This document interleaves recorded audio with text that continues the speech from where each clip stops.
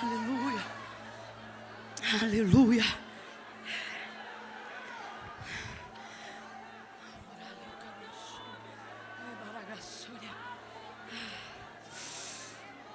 Aleluia. O apóstolo Paulo vai nos dizer assim, olha, em tudo somos atribulados. Eu acho tão linda a verdade, a sinceridade com que Paulo busca traduzir a compreensão do Evangelho de Cristo para nós. Ele não floreia, sabe? Em tudo somos atribulados. Em tudo, você já viu? O cristão, ele vai fazer alguma coisa que é comum para qualquer pessoa, mas com ele, parece que o negócio move diferente. Qualquer pessoa pode passar por qualquer procedimento cirúrgico, confiando na competência de um profissional, e não ter que fazer daquilo uma campanha, um motivo de oração, ou um clamor antes de entrar na sala de... Vai um crente marcar de fazer uma cirurgia e não manda uma mensagem, não dobra o joelho antes, dizendo, peraí, deixa eu falar com Deus aqui rapidinho, para você ver. Em tudo somos atribulados. E ali ele vai prosseguindo nessa mesma linha e termina dizendo, abatidos, mas não destruídos. Olha para cá, você está triste, não está destruído. Você está tratando uma depressão, você não está destruído, senão a gente não estava aqui tendo essa conversa agora. Olha com alívio para quem está do seu lado e diga, estou vivo. É isso aí, está vivo. Quantos vieram depois de você e já não estão mais aqui, mas você está aqui.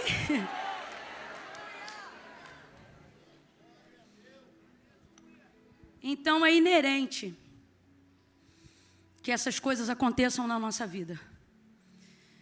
Inclusive são as dores, as lutas, certas angústias e o sofrimento que produz em nós as coisas que são necessárias para que nós possamos crescer na graça, no conhecimento, no poder de Deus, para que nós possamos ter experiência, autoridade nessas áreas. Precisamos compreender que existem algumas coisas que Deus já liberou sobre nós. O poder de Deus, né? Já foi liberado. Jesus já liberou a palavra do poder sobre os discípulos, sobre os apóstolos, sobre a igreja. Essa palavra foi confirmada quando o selo que evidenciaria esse poder descesse sobre nós, Atos dos Apóstolos, capítulo de número 2, revestimento de poder pelo Espírito Santo de Deus. Mas acessar isso requer de nós um posicionamento. Não é que não tem, está disponível, mas é o nosso posicionamento que nos dá esse acesso. Então, veja, você não recebe, se torna ou ganha autoridade por aquilo que você passa. Muita gente está passando pelo que você passa e não vai sair melhor do que entrou, e alguns nem vão sair. Então não é sobre passar por algo. Você já deve ter passado por alguém que disse que passou por alguma coisa e na conversa você percebeu o quanto essa pessoa ficou amarga em razão do que passou. Sim ou não?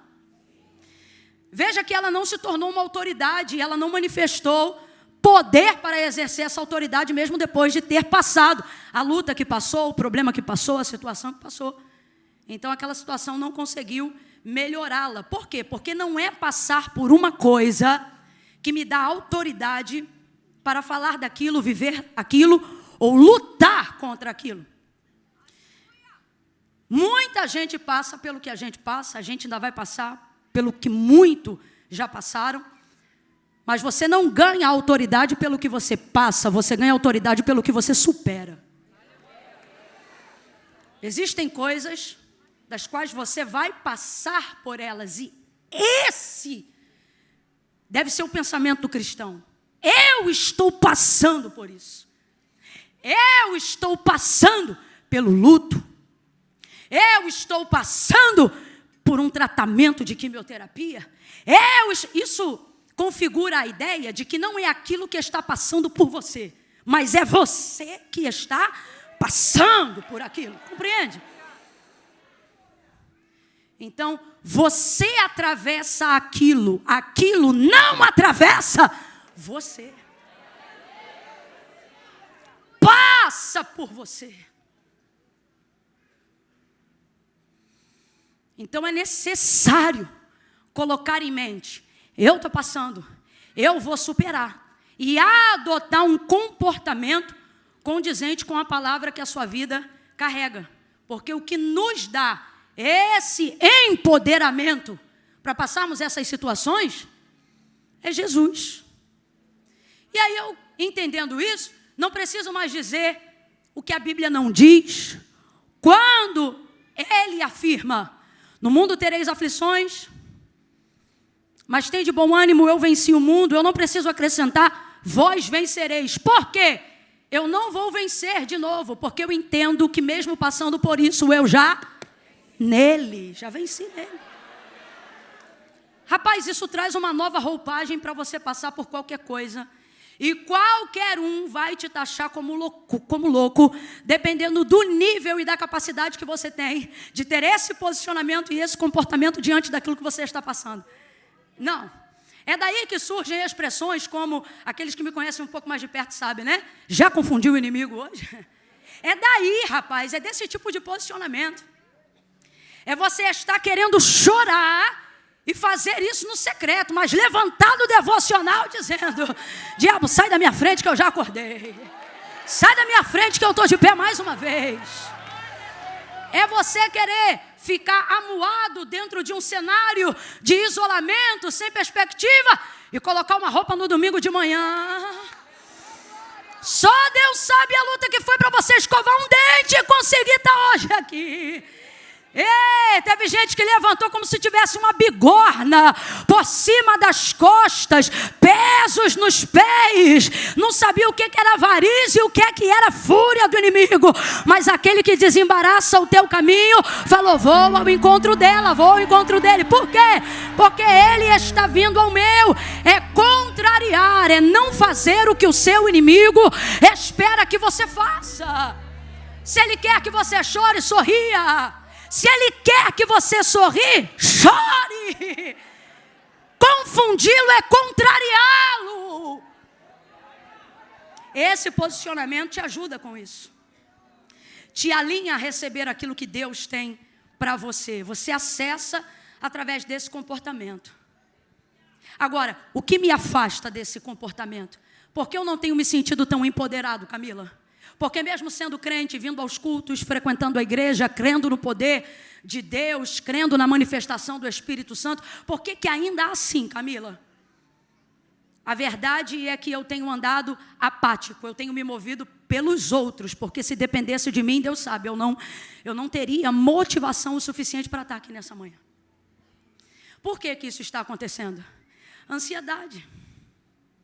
A ansiedade é a porta de legalidade para todos os males. Eu disse todos. Vamos juntos? Eu disse? Complete aí, por favor. Todos. Jesus disse aos seus discípulos: eu não quero vocês ansiosos por coisa alguma. Por coisa alguma. Gente, isso aqui é muito sério. Se esse sentimento, se essa sensação fosse encarada como o inimigo que ela é, a gente não utilizaria ela nem para outros contextos quando falamos de expectativa. Sabe quando a gente está com uma expectativa muito boa de algo? E a gente diz: eu estou ansioso. E aí a gente percebe que a ansiedade que aquela pessoa está falando não é uma ansiedade ruim, ela só está com uma expectativa muito elevada.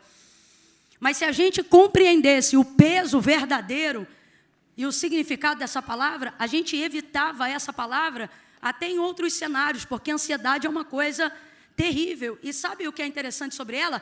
Ela começa de maneira muito sorrateira. E às vezes ela começa até no sentimento bom. Só que os sentimentos da alma, eles têm isso. Por isso a nossa vida não pode ser governada por aquilo que a gente sente, mas por aquilo que a palavra de Deus diz. Porque os sentimentos, eles têm esse poder de, uma vez que você está entregue a eles, eles te canalizam para onde eles quiserem. E aí você começa a tomar todas as suas decisões pautadas nesses sentimentos. Sentimentos de alegria, sentimentos de tristeza. Como é que você acredita que um homem de Deus, uma mulher de Deus, de repente adultera do dia para a noite? Não é do dia para a noite. Foi necessário primeiro entregar-se ao governo de alguns sentimentos que provavelmente no seu início nasceram de coisas que eram prazerosas, boas. E quando se viu, já estava tomando-se decisões desastrosas e destruidoras. Nada é do dia para a noite. Então, acerca dos sentimentos da sua alma, desconfie de todos os que te levam para um nível de expectativa elevada em tudo que não for Deus. Seja uma manhã que você vai pregar, seja uma roupa que você vai usar, seja um prêmio que você vai ganhar, seja uma pessoa que você vai receber em casa. Eu estou lhe dando aqui uma dica prática.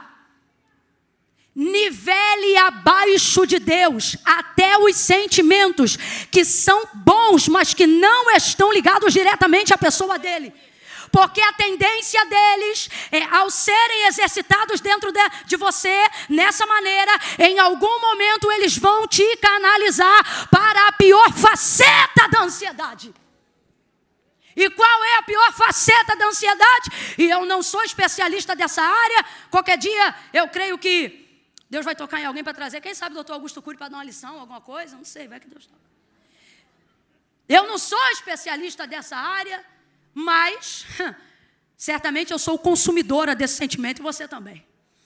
Então a gente não sabe falar tudo porque sente, mas sabe falar como é que a gente fica quando a gente sente. E como é que a gente fica? Atribulado, inquieto, angustiado, deita, mas não dorme. Está de férias, mas não descansa.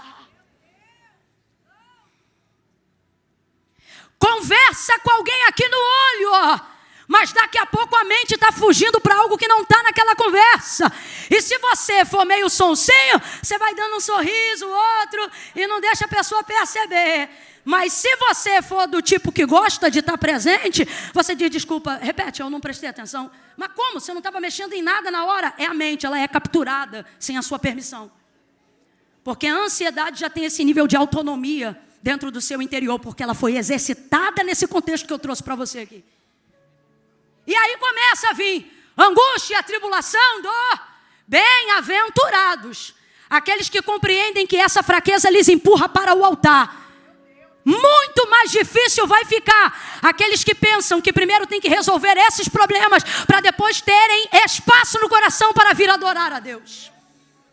Quantas pessoas poderiam estar presencialmente aqui nessa manhã, mas não conseguiram, porque tinha o horário da comida do fogo, tinha o horário que tinha que limpar. Camila, eu trabalho de segunda, a segunda eu só tenho esse dia. E é nisso que vez ou outra alguém edita aquilo que eu falo para poder macular aquilo que eu prego, mas é sobre isso que eu me refiro.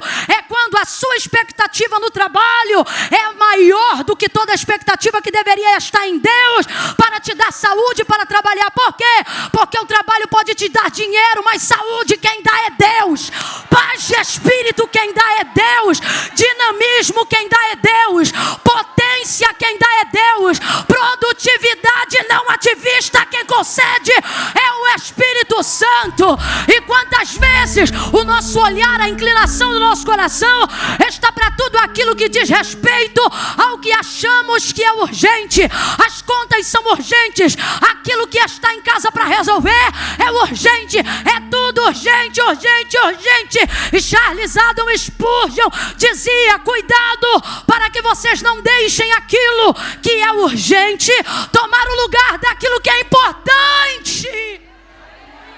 E tem diferença, Camila? Tem, gente. Porque urgências você vai ter sempre.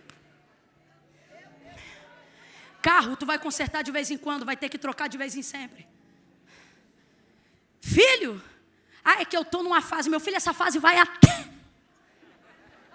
Não essa propriamente talvez que você está passando, mas filho, entendeu? Filho.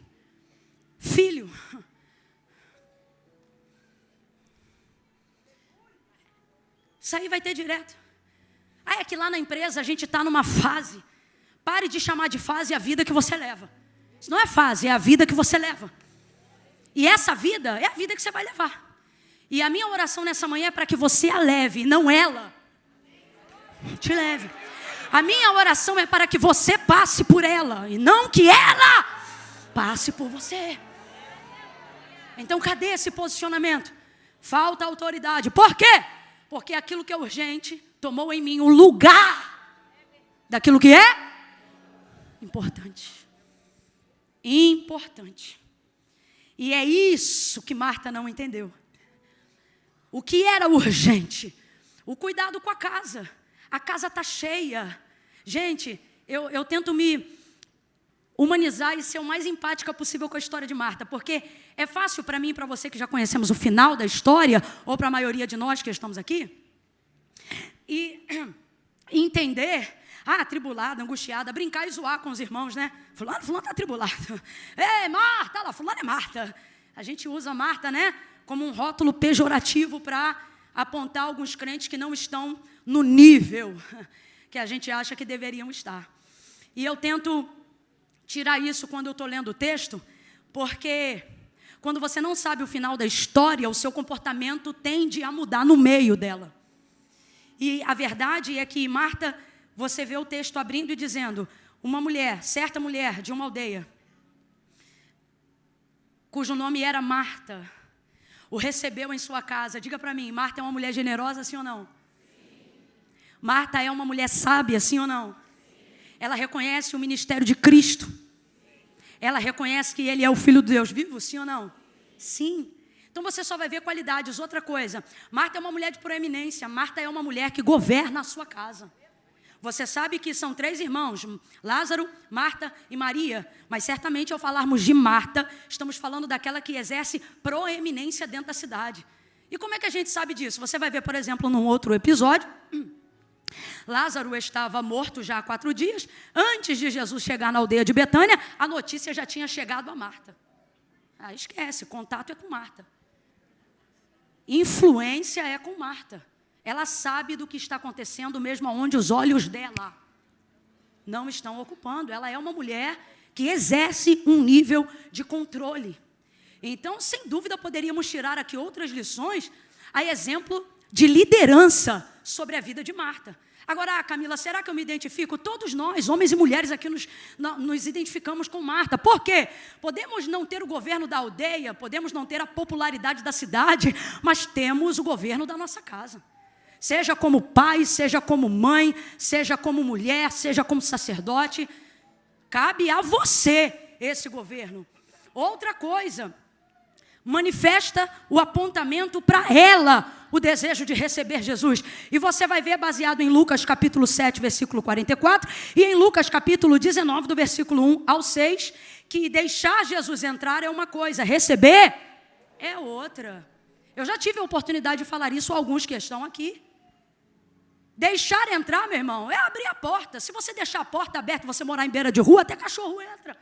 Nunca expulsou um cachorro do quintal, não? É que agora a gente só cresce para prédio, né? Mas o povo aqui que é de quintal, só quem é do quintal. Dá um aleluia aí para a gente ver que ainda tem terra nessa terra. Sabe do que eu estou falando? Vez ou outra minha avó dizia, fecha a porta, senão o cachorro entra. E come a comida do outro cachorro, que já era difícil de conseguir. Então uma coisa é deixar entrar, outra coisa é prestador de serviço. Se for serviço rápido, você deixa entrar. Entra, faz e vai. Às vezes não usa banheiro, não coloca café. Se você não for uma pessoa de bom senso, nem água oferece. Tomara que não tenha nada que aponte que você é cristão na sua casa. Mas enfim, porque é diferente. E o texto é claro, porque eu já usei aqui essas 2 referências para mostrar que a conotação escrita no grego exerce o mesmo significado. Qual? Não significa que deixou entrar, significa que recebeu. O que é isso? Me preparei. Eu desejei esse momento. Oh, aleluia. Eu desejei esse momento. Então, de repente vem Jesus, então chegando depois do convite. Agora, qual que é o lance de quem deseja Jesus? De quem quer receber Jesus? É que você se apaixona por Ele. você olha para ele. Mas quando você vê quem anda com ele, você diz, eu quero ele. O convite para entrar na sua casa você faz a ele. A vida e a alma que você entrega é para ele. Só que de repente você diz, Jesus, vem. E ele entra e daqui a pouco passa um sanguíneo. Daqui a pouco passa um bipolar. Daqui a pouco passa até traidor entra. Dá um nervosinho na gente. Eu convidei ele, mas não vou falar nada. Melhor não. Todo mundo sabia que Jesus, quando não estava com ninguém, estava no mínimo com 12. Fora a multidão que afluía, como disse Lucas, por onde ele passava. Então entenda, é como se, eu acredito, que ela tivesse se preparado para receber um quantitativo de pessoas. Mas você tendo Jesus na casa, nunca sabe a proporção que o negócio vai tomar. E nisso, ela quer receber. E ela sabe, por conhecê-lo, aquilo que os discípulos souberam diretamente dele. E nós conhecemos. Quando ele disse, olha, eu estive preso e vocês não foram me visitar. Estive nu e vocês não me vestiram. Eu tive sede, vocês não me deram de beber. Fome, vocês não me deram de comer. Aí Pedro vai dizer, Senhor, quando foi que alguns de nós fizemos essas coisas que o Senhor está falando? Ele diz, ora, quando vocês não fazem aos pequeninos, a estes. Agora, e os pequeninos, quem são? Jesus disse, dos tais é o reino. O contexto de crianças ali é para todos esses que têm esse coração e que muitas vezes são marginalizados dentro da sociedade. E essa é a exemplificação de Jesus.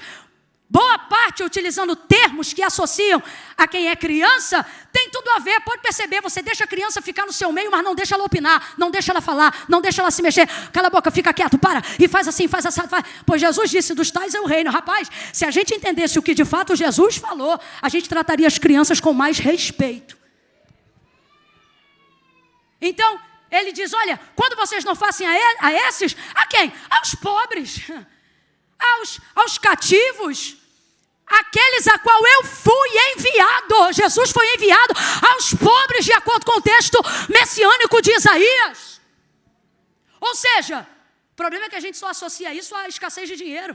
Mas, irmão, pobreza é o tipo de adjetivo utilizado para várias áreas. Tem gente que é pobre de espírito. Inclusive, Jesus vai dizer, bem-aventurados os pobres, e ali ele vai classificar categorias de pobreza. Porque não é sobre não ter dinheiro, mas às vezes é não ter tempo, é não ter atenção, é não ter amor, é não ter afeto, é não ter respeito, é não ter carinho, é não ter acolhimento, é não ter afago. E não adianta, esse povo anda com Jesus. Hoje quem veio a esse culto, veio por causa dele, se apaixonou por ele, quer receber ele, mas está sentado ao lado de alguém, como João, como Pedro, talvez até de Judas. Você está me entendendo?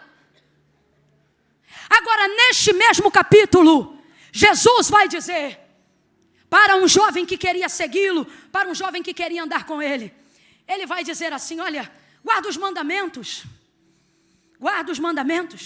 cumpres o maior de todos eles, qual? Ele vai dizer, amarás o Senhor teu Deus de todo o teu coração, com toda a tua força, de todo o teu entendimento, e ao teu próximo, como a ti mesmo. Aí o que ouve pergunta, quem é meu próximo? Aí ele vai dizer, e vai contar a parábola do bom samaritano. Passa o sacerdote e negligencia o homem que estava espancado no caminho. Passa o levita e passa longe do homem que havia sido espancado no caminho. Aí de repente passa um samaritano, alguém que não tem título, alguém que não tem relevância, alguém em quem essa expectativa não seria gerada. E ele para, coloca azeite em suas feridas, lhe dá vinho para adormecer a dor, coloca sobre o seu cavalo, leva para uma hospedaria, trata e cuida daquele homem e na descida na recepção, ele deixa tudo pago e a promessa de pagamento àquele que o hospedou, dizendo, olha, tudo que ele precisar, você faz para ele que na volta eu pago. Aí Jesus pergunta para aquele homem, quem você acha que é seu próximo? Diante dessa história ele diz, olha, eu penso que é aquele que teve misericórdia dele, exatamente. Esse é o próximo. Então nunca espere que por ter decidido andar ao lado de Jesus, você só vai caminhar com os príncipes da terra. Entenda a perspectiva do reino de Deus. Para falar de realeza, de príncipes e princesas, são daqueles que são seus servos. O que Jesus vai dizer acerca desses? Ele vai dizer, olha, no meu reino o maior é o que serve. Porque foi isso que ele fez quando esteve aqui. Então, receber Jesus e ter Jesus é ter que aprender a lidar, a amar, a servir toda a gente que vem com Ele. Responda com inteligência a essa própria reflexão no seu pensamento.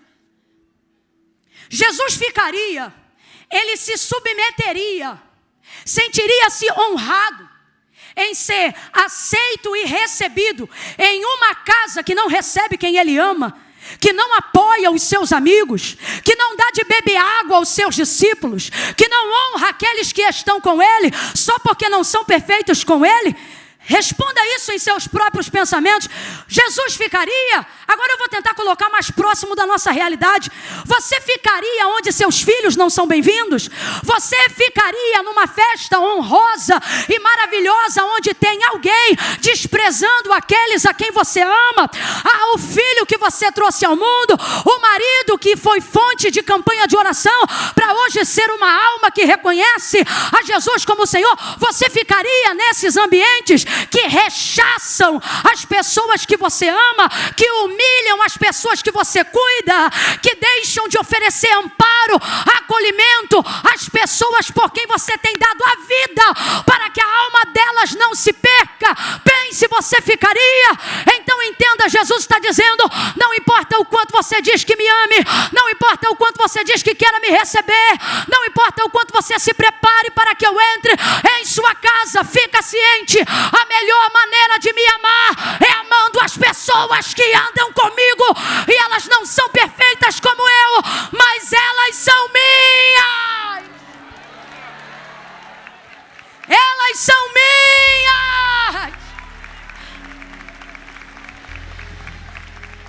Mas eu não vim só falar de amor, eu vim falar da responsabilidade que é amar, porque é o motivo de tantas doenças, porque é o motivo de tanta tristeza, porque é o motivo de tanta angústia, porque é o motivo de todos os sentimentos consumindo a nós mesmos como uma implosão de dentro para fora, porque pelo aumentar da iniquidade o amor de muitos se esfriaria. E Deus quem é? Disse João, Deus é amor. A ausência de Deus, aonde não há manifestação de... Você não consegue nem falar. Agora, como é que eu amo? Porque esse amor é que cura, porque esse amor é Deus. O amor que crê, que espera, que suporta. É sério mesmo que você acha que eu nunca tive vontade de dar na cara de ninguém?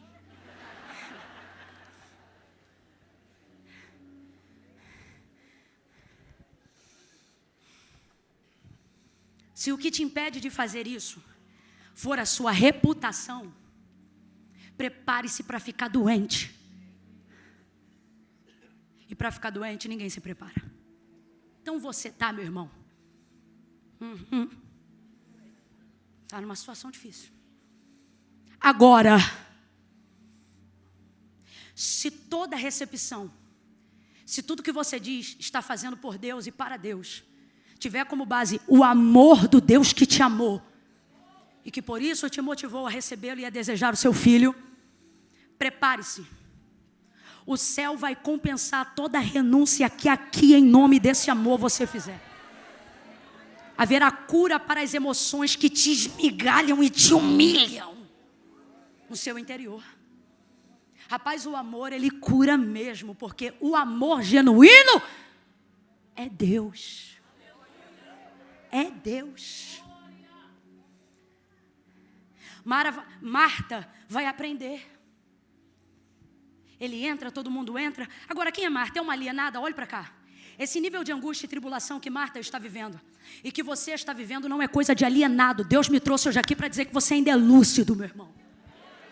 Deus me trouxe hoje aqui para você que pensou que já estava beirando a loucura. Camila, síndrome do pensamento acelerado. Eu já não consigo mais organizar meus pensamentos. Camila, eu dobro o joelho para fazer uma oração. Eu não consigo orar mais do que 20 segundos. Me viciei em dopamina barata. Estou conectado a telas. Camila, eu estou passando o ridículo de ter que entregar propósitos digitais, porque não consigo mais cumprir as disciplinas espirituais se eu mesmo não me punir. Se eu mesmo não me castigar. Esse é o nível que eu estou, Camila. E é complicado porque eu quero Deus e o querer bem está em mim, mas o bem que eu quero e me programo para fazer eu não consigo, e o mal que eu não quero, quando vejo, já passei 3 horas na tela, já passou o dia e eu não orei. Minha vida está uma batalha, uma zona de guerra. E aí eu te pergunto, você me vê pregando nessa noite e diz: o que essa palavra tem a ver comigo? Tudo, porque e se eu te disser que o princípio da cura não está no remédio, mas no confessar da ausência de sentimentos que já não governam mais você, como o amor de Deus. Até me expressei errado, né? Não é ausência de sentimentos, é ausência de certeza. Porque não é sobre sentir, é sobre saber. É sobre saber. Deus é amor. Então, eu tenho que amar. Em quem se manifesta rapidamente o amor de Deus em nós? Quando amamos o próximo. E é como dizem aí a grosso modo. Deus mandou amar o próximo. E o problema não é amar. O problema é o próximo.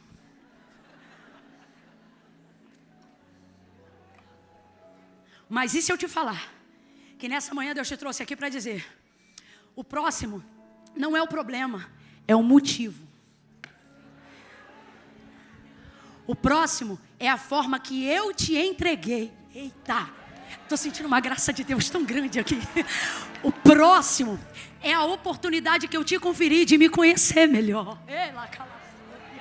O próximo é a oportunidade que eu te dei de ter uma experiência pessoal, íntima e profunda comigo. Na vida do próximo é a distância física mais curta entre você e Deus, é entre você e seu próximo. Quando você quiser abraçar a Deus, abrace seu próximo. Quando você quiser sentir-se amado por Deus, ame o seu próximo. Eu não estou dizendo quando você quiser ser, você é. Eu estou dizendo quando você quiser se sentir. É no seu próximo. Agora, é difícil. Por quê? Porque eu quero Deus, mas não quero meu próximo. Eu quero Jesus, mas não quero meu irmão. Eu quero a igreja, mas não quero o pastor. Eu quero a mensagem, mas não quero o pregador. E começamos a desassociar e a deslocar completamente Deus das pessoas que Ele usa, Deus das coisas que Ele se manifesta. E perdemos o tato espiritual, físico e emocional, porque as referências vão embora, a iniquidade cresce, o amor. Aleluia! Glória a Deus! Acabou. Não sente mais, não confia mais, não ama mais, não faz churrasco mais, não confraterniza mais. Tua família está minguando, porque ninguém é perfeito, ninguém está à tua altura. Tua casa não recebe crianças, senão elas quebram as coisas da sua casa. Então é melhor ficar vazio, na solidão daquela depressão, do que vez ou outra ter que mandar alguém vir limpar o sofá nos gritos de alguém que está fazendo uma pirraça e outra, mas que está crescendo entre os seus. E você diz: por que vou à igreja? Por que sou tão santo? Por que sou tão perfeito? Mas por que estou passando por esse momento? Você perdeu suas referências. Você deslocou Deus das pessoas. Você deslocou a manifestação de Deus das coisas. Por isso está tão frio. Por isso ora, mas não sente. Por isso busca, mas não manifesta poder. Prega, mas não manifesta a revelação. Canta, mas não é avivado pelo louvor. Por isso. Você queria uma explicação lógica? Essa foi a melhor que o Espírito Santo me confiou. E aí eu não estou falando do Espírito Santo, estou falando da minha capacidade de entrega. Porque Ele não me dá tudo o que eu preciso saber. Ele me dá tudo que eu sou capaz de administrar. E esse é o melhor, Deus sabe. Marta atribulada, angustiada. Agora, eu não vim aqui só trazer esse confronto. Eu vim te dizer que isso não aconteceu do nada. Não é porque você é relapso, relaxado. Não é porque você é um negligente. É porque você sempre exerceu o governo. É porque se você não acordasse cedo, não tinha quem acordasse atrás de você para fechar a renda contigo. Foi por isso que você ficou assim. Só que você esqueceu que quem te deu força para levantar e para ir atrás e para ter quem aceitasse convites e oportunidades para você trabalhar, tudo isso foi Deus, mas em algum momento a meritocracia tomou o lugar da consciência da graça. E você começou a trabalhar, a cuidar, a proteger. E Deus deixou de ser o Senhor da sua família, dos seus negócios. Aí você diz, não, Camila, eu estou aqui nessa manhã. Deus diz, eu sou teu Senhor no papel. Na vida física, é você. Você cozinha, você prega, você canta, você roda, você dirige. É você que trabalha, você que vai, você que constrói, você que edifica. É você que emite nota, é você que arruma a casa. E vez ou outra você grita, porque se não fosse eu. E Deus dizendo, e eu aqui pensando que eu sou. E você aí com certeza, né? De que é. Marta está ali. Eu tenho que exercer controle. Eu tenho que fazer o que precisa ser feito. Só que o que isso gera nela? Angústia, tribulação. E veja, todos nós estamos passivos disso, todos. Só que, qual é o problema? A Bíblia diz que a boca fala do que o coração está. E isso é que é o perigo, porque esta mesma Bíblia também diz, guarda o teu, porque dele procedem as saídas para a vida, da vida. Então, qual que é a questão aqui? Eu quero ele, mas tenho que cuidar deles. Então, para cuidar deles, vou ter que me ausentar dele. E ela se ausenta e cuida. Quando ela vê que não dá conta, ela não só não fica no lugar que ela deveria estar. Porque, Camila, tem um lugar, gente, goste você ou não, acredite alguém nisso ou não. A verdade é que todos nós temos um lugar para estar no propósito de Deus. E toda a tormenta que carregamos na nossa vida normalmente tem a ver com o fato de não estarmos nesse lugar. Por isso estamos sempre em outro lugar, não querendo estar ali. Porque há em nossa alma a perturbação de quem sabe que não está aonde deveria estar. Então, veja isso, como é perigoso, e eu prometo que eu caminho para encerrar aqui. Marta não só vai sair do lugar em que ela não deveria estar, como vai procurar tirar alguém que está aonde deveria estar. Esse é o estopim da tribulação. Esse é o estopim da tribulação. É quando o lugar que eu estou passou a produzir tanta perturbação em mim, em nome do que eu faço, que para ter a ajuda que eu quero, eu vou ter que tirar alguém da posição que Deus quer. Gente, isso é muito sério. Porque se você tirar toda a introdução colocada no texto, é exatamente isso que vai acontecer. Ela não está aonde deveria estar. E como é que a gente sabe disso? Pela maneira como Jesus a adverte. E pela maneira como Jesus usa a posição de Maria para referenciar Marta. Se situa. Ok?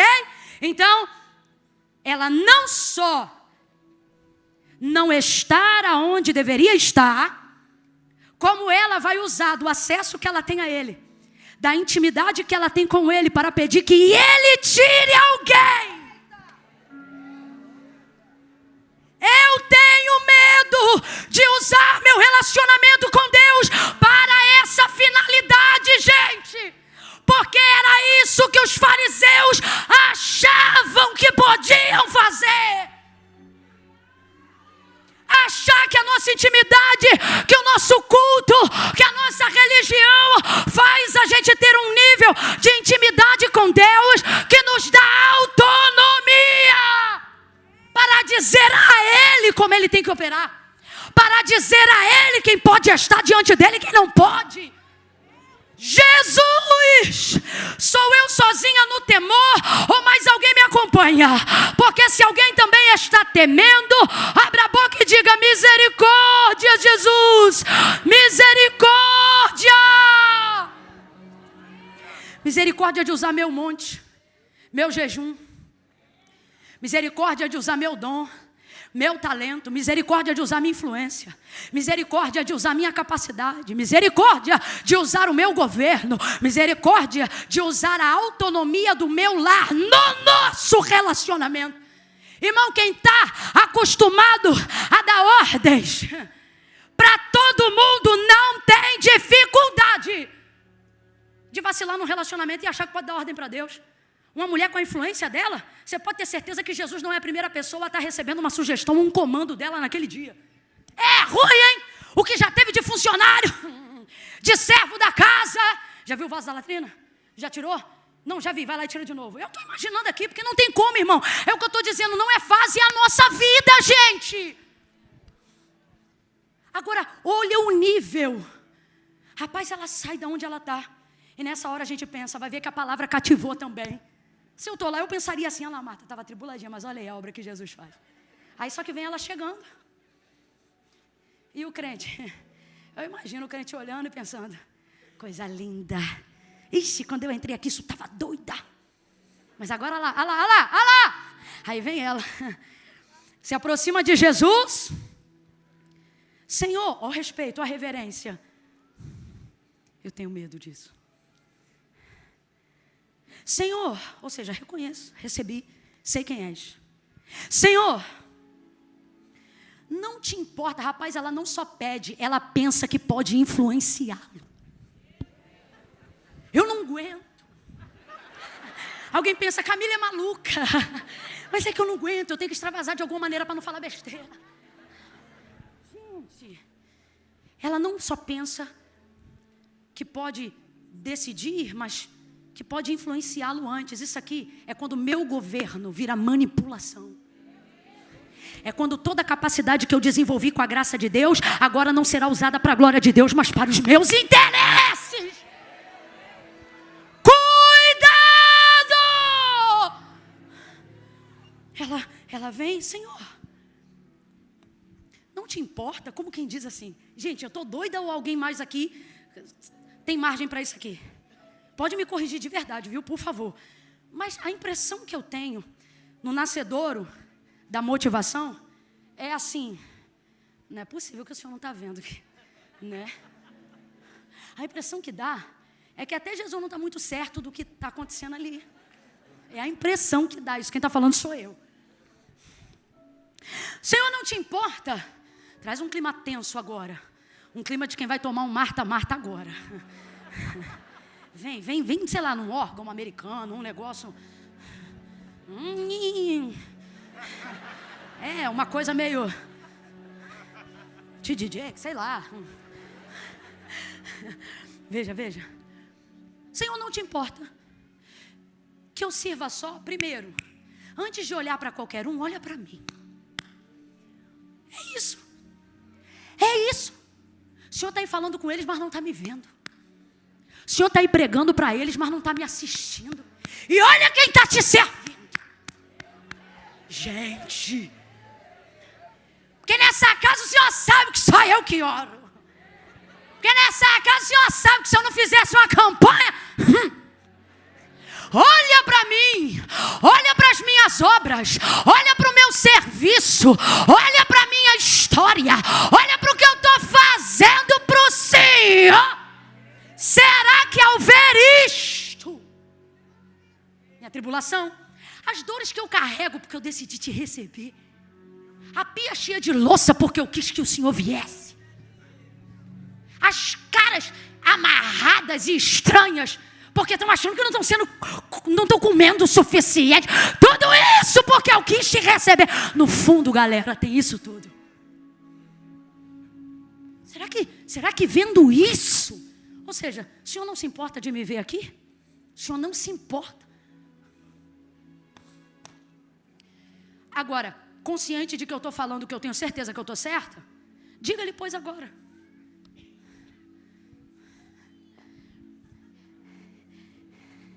E é aqui que mora o mais alto grau de orgulho.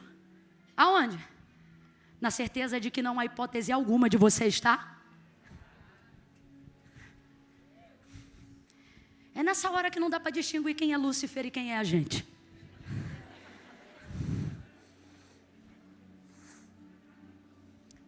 Diga-lhe, não, vamos rasgar aqui.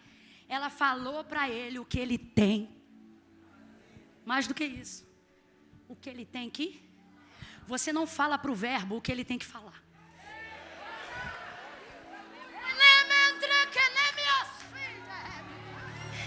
Sua intimidade não te dá autonomia. Eu não sei para quem, talvez para mim de novo, mas Deus manda dizer: sua intimidade não te dá autonomia. Nosso relacionamento não te dá autonomia. Não pare a minha obra pela tua obra. Não pare o meu projeto pelos teus projetos. Não pare a minha vontade pela tua vontade. Minha intimidade contigo não te dá autonomia comigo. Eu ainda sou o Senhor. Me mandou entrar, agora aguento o peso da responsabilidade de me receber. Aonde eu entro eu mando, aonde eu entro eu faço, aonde eu entro o controle é meu. Eu preguei uma mensagem antes de vir pra cá, Marta, e a mensagem foi: se alguém quiser vir após mim, negue-se a si mesmo, tome sobre si a sua cruz e siga-me. Diga comigo, siga-me. O que foi que Jesus disse? O que foi que Jesus disse? Sabe o que ele está dizendo? Antes de eu entrar eu estava lá e você aqui, mas agora que eu entrei eu estou aqui e você lá. Lá onde? Atrás de mim, atrás das minhas vontades, atrás do meu querer, atrás das minhas decisões, atrás do meu comando, atrás do meu governo, atrás do meu controle, atrás da minha vontade. Marta, Marta.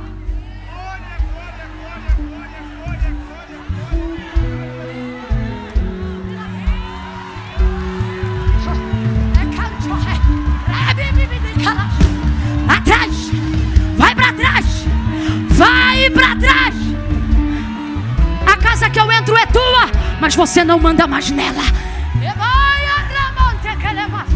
Decide para alguém aqui hoje. Assim pergunta o Senhor: quer que eu fique?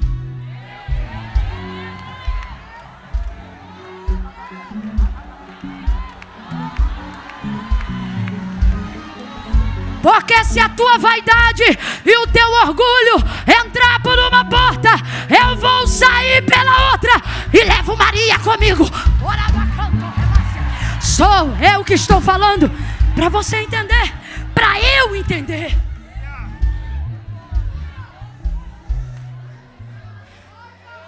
Deixa isso aqui no altar hoje. O quê? Essa certeza de que você não erra. Deixa isso aqui hoje. Antes que seu relacionamento de intimidade seja comprometido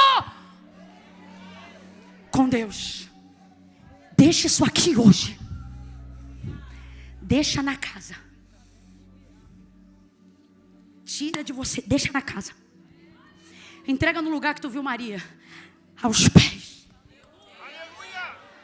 Deixa aí. Com todo carinho, pergunta para quem está do teu lado: qual é teu nome? Qual é teu nome? Faz assim para ele. Fala assim para ele. Ou para ela: ouvi. Deus te chama hoje. 2 vezes. 2 vezes. Pastora, qual é seu nome? Sônia. Eu vou chamar a senhora com todo respeito. Irmã Sônia, pastora Sônia, ora há tantos anos que quando ela vai pegar um negócio no chão, Deus diz: o que foi? Nada, Senhor, só vim pegar um garfo aqui que caiu. Mas com todo respeito, eu vou dizer: Sônia, Sônia. Só por isso que eu não vou dizer pastora. Porque quando o confronto é nesse nível, o Senhor deixa os títulos lá fora. Agora, a liberdade que eu peço à senhora que me conceda, eu também lhe dou. Não diga pastora, não diga profeta, porque é tudo isso que tem me feito mal.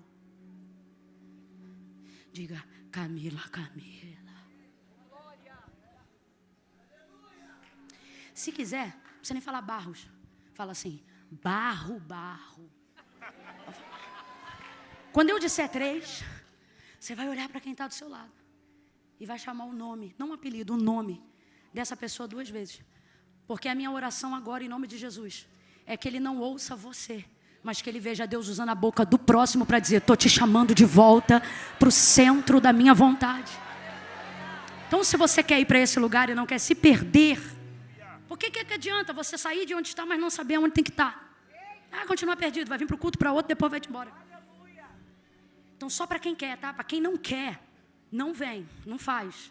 Nada que pode ser por forçação, porque é por fé. E o que não é por fé, é pecado. No 3, você vai dizer, fulano, fulano. É um... Já sabe o nome dele? Pergunta, menino. 2.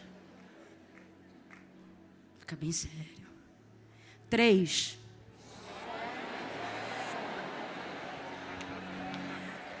Vem para o centro da minha vontade. Volta para o centro do meu... Quem está ouvindo ele chamar, fica de pé. Quem quer ouvir? Quem aguenta? Quem prefere ouvir uma repreensão, mas prefere isto do que deixar a ouvir Deus falar?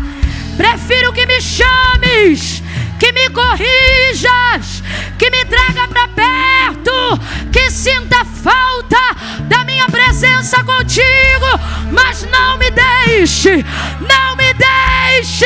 me perder em mim mesma sobre a justificativa de que eu te encontrei.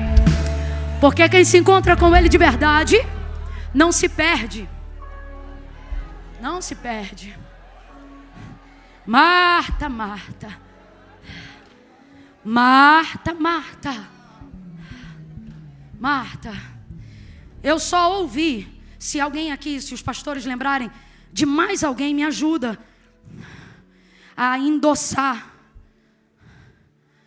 Mas eu só me lembro dele ter dito o nome 2 vezes de mais uma pessoa com o mesmo governo, influência e expectativa que ele punha sobre essa pessoa, mesmo quando ela ainda não estava pronta, mesmo quando ela ainda estava atribulada, mesmo quando ela ainda era um trigo novo, que é Pedro, quando Jesus chamou de Simão, Simão. Lembra de mais alguém? Será que tem mais alguém? 2 vezes também Saulo, Saulo. Veja, não coincidentemente, pastor, também é um escolhido.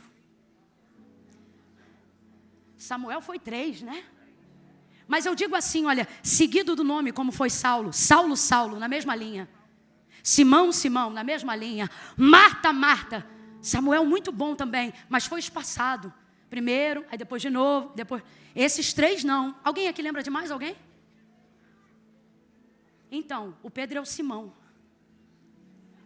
Que eu me lembro agora, são esses. Mas dizem que para provar alguma tese é necessário uma tríade ou um tripé para começar a ter base. E eu acho que a gente já encontrou aqui. Pastor Dilton, já pensou se o senhor não vem a esse culto? Eu acabava com esse tópico agora.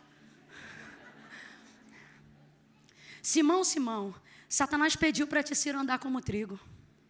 Mas eu roguei por ti, ao Pai, para que a sua fé não te faleça. Então, quando te fortaleceres, ou melhor, quando te converteres, fortalece seus irmãos. Estava atribulado Pedro, estava ou não estava? E o Saulo, que nem sabia ainda quem Jesus era. Mas para saber, teve que trazer. E trouxe no chamamento. Lembra a revelação? Atos 9. Saulo, Saulo, por que me persegues? Você está no lugar errado. Ele foi lá encontrar ele. E agora Marta, nessa manhã aqui. Marta, Marta, curve sua cabeça e peça ao Senhor: Senhor, chama meu nome. Eu vou te dar 1 minuto, 1 minuto. Fecha os olhos, peça, peça. Peça, Senhor, chama meu nome. Chama meu nome. Tira de mim essa tribulação de querer tirar os outros do lugar deles, só porque eu não me sinto bem aonde eu estou. Senhor, tira de mim esse sentimento de que o problema está com todo mundo, menos comigo. Tira de mim, Senhor. Tira de mim a certeza de que eu sempre estou certo.